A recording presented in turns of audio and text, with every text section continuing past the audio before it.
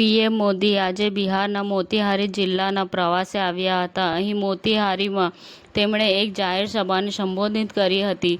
તેમણે કહ્યું હતું કે બિહારમાં કામ ખૂબ ઝડપથી થઈ રહ્યું છે કારણ કે કેન્દ્રમાં અને રાજ્યમાં બિહાર માટે કામ કરતી સરકાર છે. લોકસભા અધ્યક્ષ શ્રી ઓમ બિરલાએ આજે ભાર મૂક્યો હતો કે 2047 સુધીમાં વિકસિત ભારતનું લક્ષ્ય હાંસલ કરવા માટે ભારતીય યુવાનોને યોગ્ય માર્ગદર્શન, ટેકનિકલ સપોર્ટ અને નીતિ નિર્માણની જરૂર છે. સ્વચ્છતાના સંકલ્પ થકી સર કર્યું શિખર અમદાવાદે દેશભરમાં ડંકો વગાડી સ્વચ્છ સર્વેક્ષણ 2024-25માં સ્વચ્છતામાં નંબર 1 સ્થાન મેળવ્યું.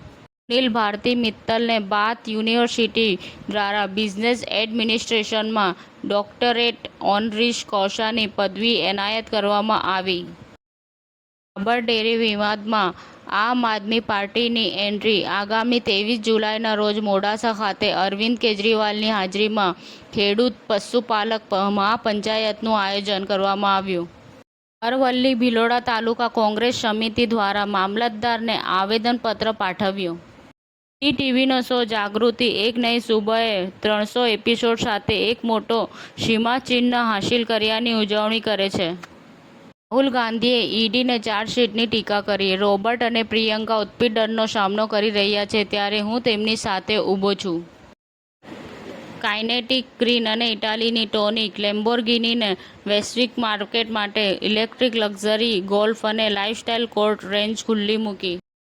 અરવલ્લીના ભામાશા હોલ મોડાસા ખાતે જ્ઞાનદીપ કેરિયર એકેડમી દ્વારા સેમિનાર યોજાયો હતો. સમાચાર ટુડે ન્યૂઝ ચેનલની ટીમ અને જે સત્ય છે તે જ બતાવશે. આપ જોતા રહો સમાચાર ટુડે ન્યૂઝ ચેનલ. ગુજરાતની ધરતીનું ગુજરાતીઓ માટે જ એટલે કે સમાચાર ટુડે ન્યૂઝ. અમારી સમાચાર ટુડે ન્યૂઝ ચેનલને લાઇક કરો, શેર કરો અને સબસ્ક્રાઇબ કરો અને જોડાયા રહો સમાચાર ટુડે ન્યૂઝ ચેનલ સાથે.